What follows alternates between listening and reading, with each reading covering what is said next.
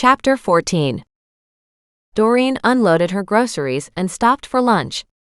Feeling better now, she could get more done. Although she didn't want to, Doreen was determined to get the downed fence cleaned up. Most of it was stacked, but she had more to do.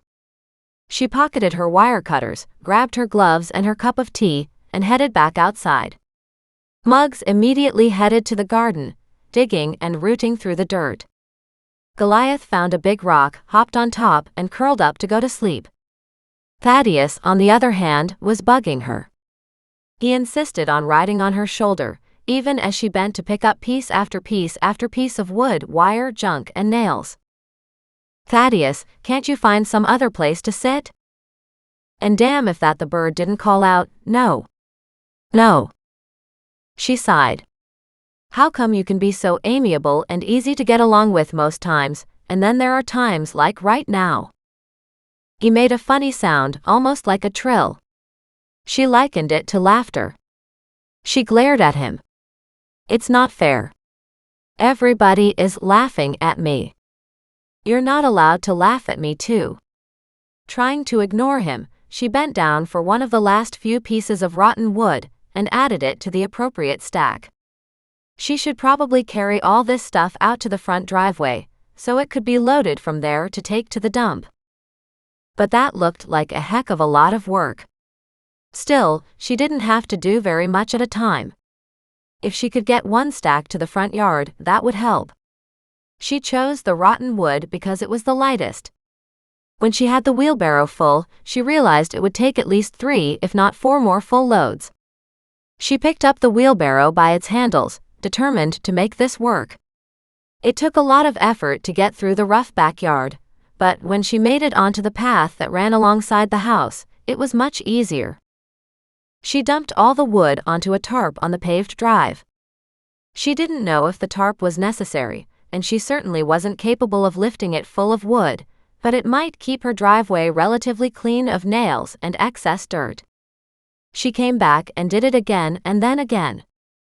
By the time she was done with the rotten wood, she was exhausted. She called out to Muggs, "Come on, Muggs. Let's go for a walk by the creek." "Woof." And Muggs ran toward her. His jowls and ears flapped in the wind. She laughed, loving the look on his face. Too bad she hadn't brought her camera. Although she did have a camera on her cell phone. By the time she got it up, the dog already stood beside her, his tail wagging so hard it might come off any second. She chuckled and turned to look at Goliath. "Goliath, you coming with us?" Goliath didn't even raise an eyebrow. Figures. And Thaddeus, no way to get rid of him, so with just Muggs and Thaddeus, she walked to the end of her yard and along the path behind her neighbors. She knew Mac wouldn't be impressed, but how was she not supposed to return to the spot where he'd found the ring and she'd found the ivory box? For all she knew, third time was the charm and they'd find something else. She shivered. Let it not be a body part, please. With that thought uppermost in her mind, she studied the creek carefully. She was relieved when she couldn't see anything untoward. She found the spot where they'd been on the previous day. With a look toward her neighbor's fence, completely closed off from the creek and with no knotholes for the neighbor to see through, Doreen crouched beside the creek. She could see the indent where the ivory box had been, but the creek bed was slowly filling it back up again. She pulled her sleeve higher and reached into the icy cold water. All she found was rock and sand. Moving slightly to the side, she checked where the ring had been. And again, found nothing unusual. Frowning, she widened her search and kept on digging. Again, nothing. She sat back on her heels and glared. "I was so sure something would be here," she muttered. "Well, it serves you right." She gave a squawk. And Thaddeus squawked in her ear. She lost her footing, desperately tried to catch her balance, but ended up in the creek. She let out a shriek as the cold water soaked her jeans. She twisted to glare at Mac standing there with a grin on his face. He struggled not to laugh out loud, but he lost the battle. Still chuckling, he stepped forward and reached out a hand. She stared at it suspiciously. So why would you want to help me now? She frowned at him. You're the one responsible for the predicament I'm in. He gave her a look of sheer astonishment. What did I have to do with anything? I didn't push you in. You're the one who fell in. He reached down, grabbed her under her arms, and plucked her up so she stood in the creek. She glared at him again as he noted her soaking wet clothing, and smirked. Do you have any idea how cold this is? He shrugged. I had my hand in there yesterday. But I can't say I'm ready to go for a swim. It is a bit too cold for that yet. So you think this is funny, she muttered. He nodded. As a matter of fact, I do. She shook her head, then wrung some excess water out of her pants. You know what? I'm so fed up with everybody laughing at me. Even Thaddeus laughed. At that point, Thaddeus was no longer on her shoulder. Damn bird flew away. Probably to stay dry. She turned to look for him, finding him in the middle of the creek, stuck on a big rock. Thaddeus, hold on. I'm coming. He tilted his head to the side. When he went to open his mouth, she said, Don't you say it. Body in the water. Body in the water. Body in the water. She groaned. You just had to say that, didn't you? She extended her hand for Thaddeus to walk up her arm, and he grabbed onto her wrist and slowly made it to her shoulder. By now her shoes were pretty well ruined, and she was knee-deep in icy cold water. She slowly turned to make it back to the shore, where Mac waited. Muggs was there, watching the show. She saw with disgust that Goliath had even arrived. Suddenly Goliath took several pounces to the left, and raced up to the bank on one of the jutting-out pieces. There was a fallen tree branch, which he hopped on, and sped down the end toward the water. Goliath, don't, she cried out.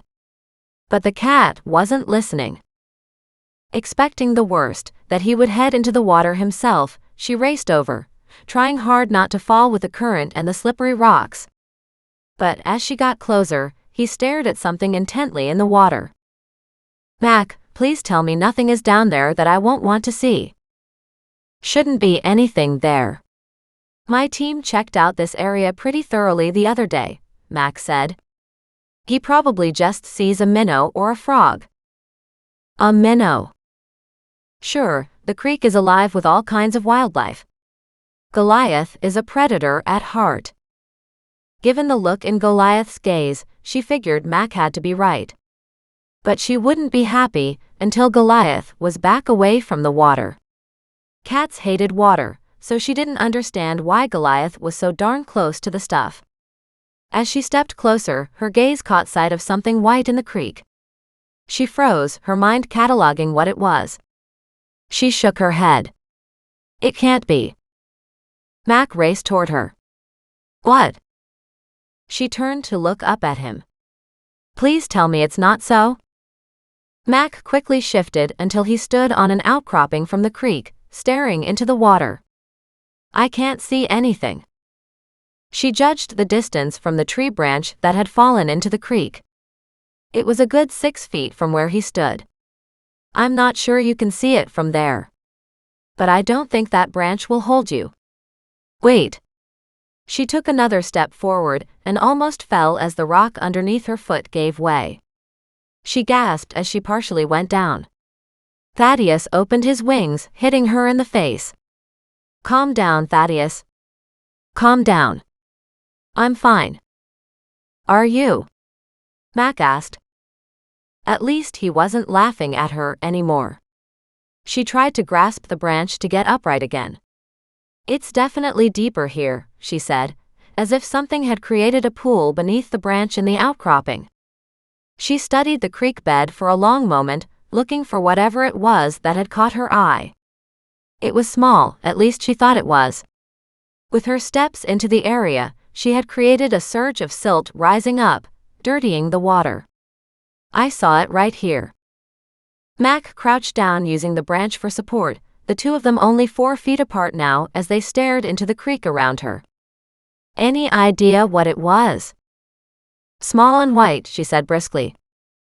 That covers a lot of things. She shifted the branch off her slightly and thought she saw something white pop to the surface. She reached out and snagged it. Got it. Mac held out his hand and she just glared at him. You can see it after I take a look, she snapped.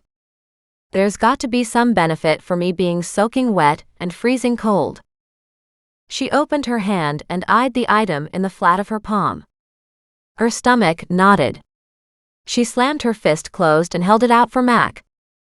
He had to stretch most of the way across the 4 feet separating them, using the branch for support.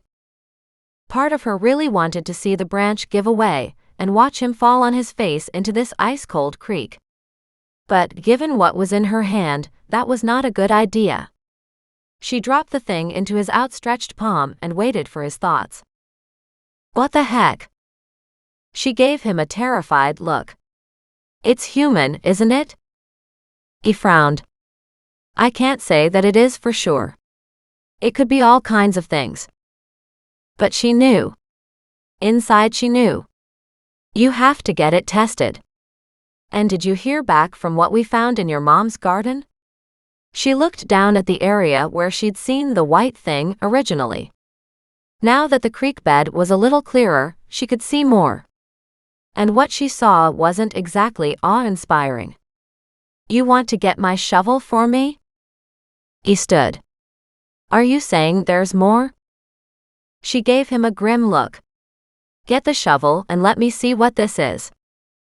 He headed to the garden, and she waited, figuring out the best way to get this up without destroying anything.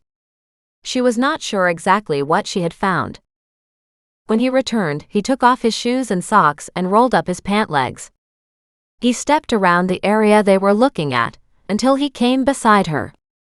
She pointed downward and heard him whisper under his breath. Shit, that better not be what I think it is. He shifted to the side.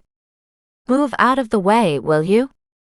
She moved to the other side of the branch, just in case something shifted enough to float down creek.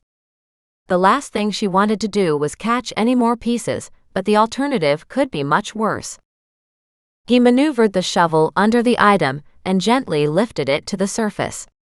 As it broke free, there was no doubt. It was a set of bones. Almost completely skeletonized. Slightly misshapen but unmistakable. It's a hand, Doreen said. She wanted to throw up in the creek but knew Mac would yell at her for contaminating the scene, not to mention no one down creek would appreciate her addition to the water flow. However, it was just too much to consider. When she'd found a man drowned in the creek, that was one thing. But this was a hand, just a hand. I think something else is here too. He lifted the shovelful of hand bones and gently put them on dry land. When he reached back in the water, something floated away. He lifted up 2 small bones, each about 8 to 10 inches long. He raised them gently and put them on the creek bank too. We'll search this whole area. I shouldn't even move those, but I was afraid the current would take them away. What are they? Arm bones. Looks like we found another arm. She stared at him. What's the chance that the second arm came from a different person? He shot her look. What's the chance of you finding another murdered body within a week? That shut her up for a moment. It's her bones, isn't it? He shrugged. It's way too early to guess. I hope it is more of her. Because to think we found a second dismembered body is too ugly to contemplate. He pulled his phone from his pocket and organized his team. She looked at her clothes, completely covered in creek water, knowing this place was about to be overrun with law enforcement. She took a step back, forgot about the deeper hole, and fell in. She cried out, causing Mac to turn toward her as she floated ever so slightly downstream. She grabbed hold of the branch to stop from going farther. And damn if the branch didn't shift, and a whole mess of the bank fell away. Stop, Mac roared. We have to preserve what we can. She She wanted to laugh and cry at the same time. It's amazing that those bones, if they are Betty's, have been here for 30 years. So what are the odds that anything else could possibly be left here? Wouldn't it have floated downstream with the late spring flooding each year? She asked, regaining her footing. She left the branch where it was, but knew chances were good that the branch wouldn't shift anymore, especially as she wasn't tugging on it. But she had set the water to churning. Then she thought of the silt screen she'd found in the back of her garden. She stumbled to the shore farther ahead, crawled out and walked the few feet to her garden, squelching mud and water with every step. Grabbing the silt screen, she went a little farther downstream, a good 6 feet from the fallen tree branch near where they'd seen the hand, and placed the screen in the stream. So, if anything had come loose, it should be trapped by the screen. He looked at her in surprise, and then nodded approvingly. That's a great idea. It could be too late for anything now. I should have thought of it first. Yeah, sure, when you went in the first time or the second. And then he laughed. She glared at him. You're the only one I know who can laugh over dead bodies. He wiped away his smile and gave her a clipped nod. You're right. That's completely inappropriate to laugh about. The river swirled around them, and she glanced at the hand bones. I wonder how long it's been here. She was sorry for pricking his humor. He wasn't laughing at the dead body. He certainly had respect for the situation. He'd been laughing at her. And for once, she didn't mind in the least. Any chance I can go home and stay out of this? She asked with hope. He slid her a sideways look and gave a very definitive headshake. Her shoulders sagged. How about I go home and get changed? In the distance, she could hear emergency vehicles. She groaned. It'll put me on the front page of the paper again, won't it? Well, you do live in an area with a dubious past. I had nothing to do with this, she cried out. Anybody could have found that ivory box. And you found the ring. And then you had to come back and take another look, even though I told you that I had a team coming. She pointed upstream. But that's where the box and the ring were. Would you have found this? He looked in the distance and then said, I would hope so. But maybe, when you fell in, you dislodged the dirt and brought the bones to the surface. He shrugged. No way to know. Right. So, in other words, I'm not in trouble. You just wish I wasn't here at all. I wish you would follow orders for once. You could tell me to go inside and get changed, she said brightly. I promise I'll follow those directions. He glared at her. If I have to stand in here and freeze because of you, then you can stand in here and freeze too, he declared. Besides, the water is warming up. The sun is out, and it's a nice spring afternoon. I don't care how warm it is outside. This is still glacier-fed creek water. He grinned. Very true. Before she had a chance to say anything more, voices called from her backyard. Mac turned, cupped his mouth and yelled, Come to the edge of the backyard. As she and Mac watched, several officers rounded the corner. They stopped, took one look and then raced toward them. What did you find? Did you call the coroner? One of the officers nodded. He's on his way. The man crouched near the shovel, noting the silt screen farther down creek, then considered their finds so far gathered on the bank. A hand. An arm? Mac nodded. Looks like it. The two officers walked to where Doreen was. Are more remains down here? She shrugged. I have no idea. But we disturbed the creek bed, so a few pieces could have floated down creek. She nodded toward Mac. He has a finger bone in his hand too. I put the silt screen here to stop anything else from going too far. After that, chaos once again filled her yard. She glanced at Mac. Now that the troops have arrived, surely I can leave the creek. All business now, he nodded. Yeah. Go in and get warm. She extricated herself from the water without any help. As she walked toward her house, Mug's barking added to the chaos. Mac called behind her, "Make sure you take the animals too." She nodded. "But I don't see Goliath." One of the officers standing with Mac said, "Where did you put the finger bone?" Mac pointed to the shovel that held the hand. "It should be right there." Walking away, she heard them discussing the fact that the finger bone had gone missing. She scrunched her shoulders and lowered her head. She had a bad feeling about that. "Doreen," Mac called, "check Goliath and Muggs for the finger bone." "Will do." She shook her head. "But you know that I can't keep track of those two at all times." Suddenly there was a ruffle of feathers, and Thaddeus decided walking was too dangerous. He flew up to her shoulder and sat there, his claws digging into her flesh. "Cold. Cold. Cold."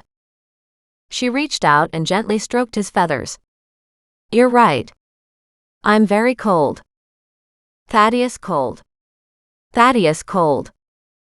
She groaned. "So you are, little one. Your feathers are wet too, aren't they?" Up ahead, Muggs raced forward and backward as more people streamed around her house. She caught one of the officers and pointed to two people standing at the corner of her backyard, recognizing Sybil and her cameraman. "Again. That's the press. Get them off my property. You don't want them here at all." When the reporters realized they'd been caught, the pair backed away. She called out, "If you come back on my property again, Sybil, I'll prosecute." They shot her a dirty look and stepped around the corner of the house, Goliath running into her sight from the opposite direction. "Good, I hope he tripped them." She turned to the officer. "You get somebody up front and you post them there. You make sure nobody steps foot on my place. Do you hear me?" The officer frowned at her and turned to Mac. Whatever Mac said obviously satisfied the officer because he nodded, pulled out his phone and said, "We'll take care of it." At least her temper had eased the chill taking over her body. She stormed into the house and with all three animals inside, she slammed and locked the door tight. Then she walked carefully, throwing a couple kitchen towels on the floor to get her to the bottom of the stairs without leaving a trail of water behind. She gave up trying to keep the dripping to a minimum, grabbed the towels and ran upstairs. In the bathroom, she quickly stripped down and hopped into the shower. It took several minutes of standing under the hot spray before she finally warmed up. She couldn't believe they had found more bones. The last thing she'd wanted was to find another body. Thankfully, this was a whole lot better for her to handle. Ancient bones were just white, looked like dried sticks in a way.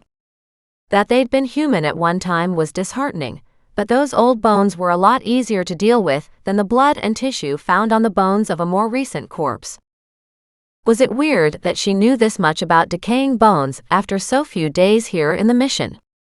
But the more she thought about this, the better she felt about her newfound knowledge. After all, Mac needs to know this stuff.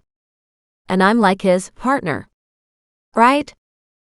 Sighing at her insights, she quickly shampooed her hair, then did it a second time before she stepped from the shower and dried off.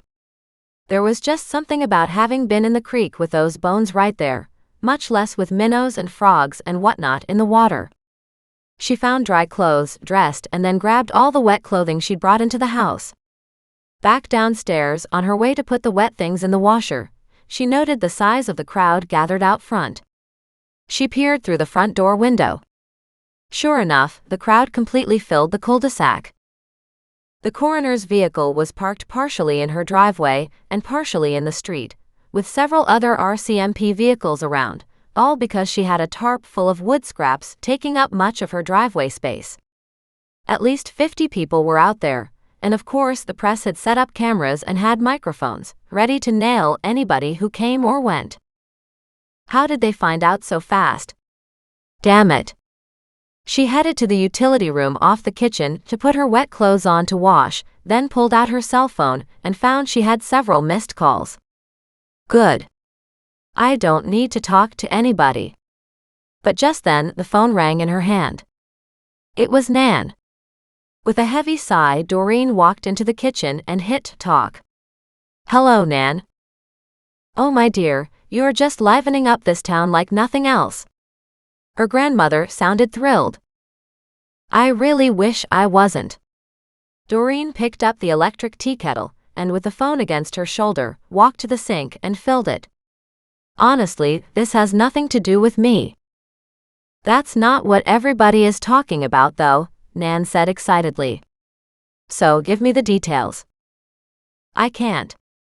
You'll just share them with everybody else." There was an awkward silence on the other end.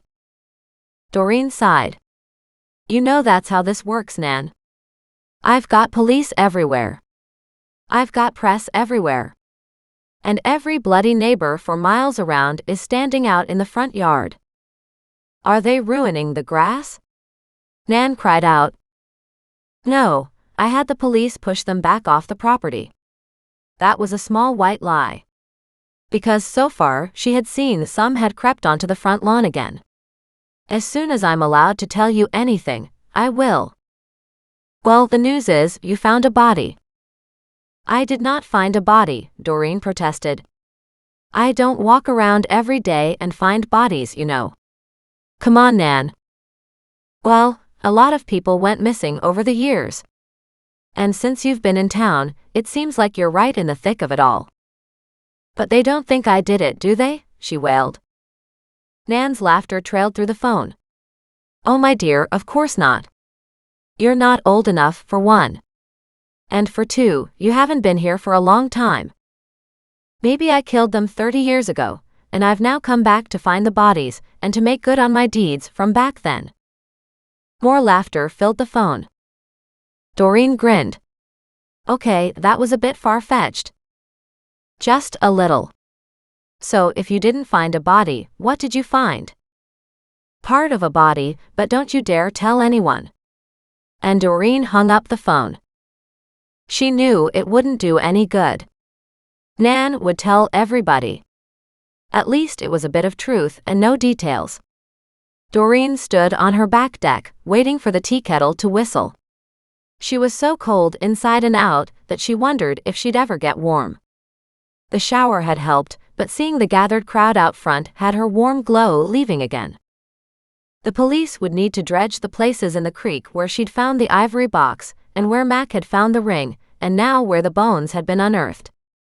If there was an arm, there could be so much more. And then she thought about how the bank had been built up, and some of it had washed away. What the police really needed to do was take that bank back a full foot. See what else could be buried there. Of course they couldn't do that. It would compromise the ecosystem or some other such nonsense. Everybody had an excuse for everything. Still, she didn't want to be the one who got into trouble with the government about this riparian zone that Mac had warned her about. Surely a murder investigation trumped a zoning issue, right? And yes, she had found the box which led to the other finds. But this was hopefully solving a murder from 30 years ago. That was the bigger picture. In her mind, at least. The tea kettle finally whistled behind her. She turned, headed back inside, and made a cup of tea. She wondered if Mac needed a cup. Of course he did. He'd been standing in the creek this whole time. But if she were to offer him some tea, in front of his team and the coroner and the nosy onlookers, that would put Mac in the middle of something she didn't want to thrust him into. Right now, he was all business. A whole different story than his teasing from earlier. She didn't know what kind of relationship they had going, but she didn't want to mess it up. As long as she kept finding bodies or body parts, it was a great excuse to keep him around. How sad was that? With her teacup in hand, she wandered into the living room to see how bad the crowd was outside. They had surged forward over her front yard, and the two people she'd ordered off earlier were right at the head of it. She put down her tea, grabbed her camera, and stepped outside, taking pictures, focusing on the ones in the front on her land. They had knocked down her no trespassing sign too. She called out to them, "I have a lawyer who will be in contact with you." Fortunately, the crowd backed off her property. The cop turned to look at her and grinned. She gave him a small smile, took a picture of him, then stepped inside the house. She'd be damned if she'd let them run all over her place again. She'd been the hottest story in town last week. The last thing she expected was to be the hottest story in town this week, too. She returned to her tea, sat on the big comfy couch, and put up her feet. Goliath jumped on her and kneaded her lap before turning in a circle and collapsing, as if Doreen had nothing better to do than to be a comfortable pillow for him. As she stroked his long back, she realized maybe that was a good purpose in life after all. There were a lot worse things than having pets that loved to be with you. Muggs, true to form, jumped up with his front paws on her lap for her to cuddle him for a few minutes, then walked over to lay down on his dog bed. He was just as happy down there as he was on the couch with her. He and Goliath got along amazingly well, considering. Every once in a while Muggs still chased Goliath, and every once in a while Goliath seemed to deliberately taunt Muggs. But when it came to times of crisis, they were both very calm and very patient. They would be back to their normal behavior tomorrow morning, if not sooner. By then, maybe some of this media hype would have died down again. She worried that was a very long and distant hope. Now that she'd found a second body, no, make that pieces of her fourth dead body, in less than a couple of weeks, she knew she'd never live it down. So much for her hopes of a nice new beginning by moving. Thaddeus walked into the living room, hopped up on the couch beside her, and then walked up onto her shoulder. He brushed his beak against her cheek. She smiled and tilted her head into his gentle strokes. "Thanks, sweetie." "I'm okay, Thaddeus. It's just been a very frustrating day." He cooed in her ear, and she sank back, enjoying her first really contented moment as a family. The outside circumstances left a lot to be desired. But inside, well, her world could be a whole lot worse than it was. She smiled, picked up her tea, and relaxed.